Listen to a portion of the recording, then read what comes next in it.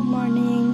চাহ তাহ খাই পেলাই দেখিলোঁ বাৰীৰ পিছফালে কঁঠাল এটা পকি আছে। তাৰপিছত সেইখিনি সময়তে বাইদেউ আহি পেলাই তাৰপিছত বাইদেৱে কঁঠালটো কাটিলে, এয়া ধুনীয়াকৈ ওলাই আছে কোককেইটা।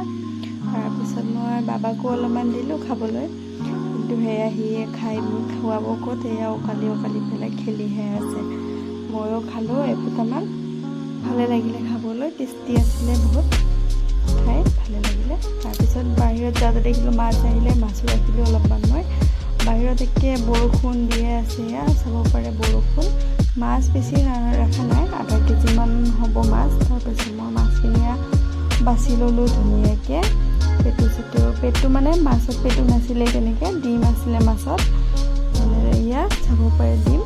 তাৰপিছত অলপমান মাছখিনিত মই নিমখ আৰু হালধি দি পেলাই এনেকৈ মিক্স কৰি ল'লোঁ, ধুনীয়াকৈ সানি ল'লোঁ।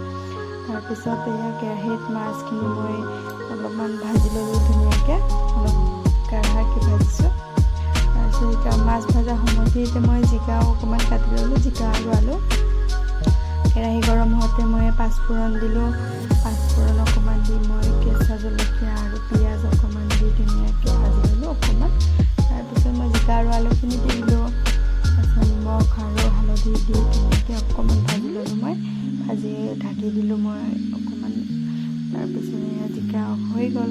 তাৰপিছত আদা অকণমান দিলোঁ, বেলেগ মছলা দি নাই, জিৰাও অকণমান দিছোঁ। তাৰপিছত অকণমান ভাজি মই পানী দি দিলোঁ। তাৰপিছত মাছ দুপিচ দিছোঁ, বেছি দিয়া নাই। তাৰপিছত মাছখিনি দি মই তৰকাৰীখিনি অলপমান ঢাকি দিলোঁ। এই আমাৰ তৰকাৰী ৰেডি, খাব পৰা হৈ গ'ল।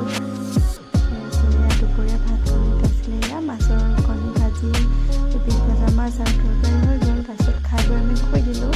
তাৰপিছত এয়া শুই উঠাৰ পিছত সেয়া বাবা আমাৰ দোকানত সোমাই চিপছ খাই আছে নিজে নিজে।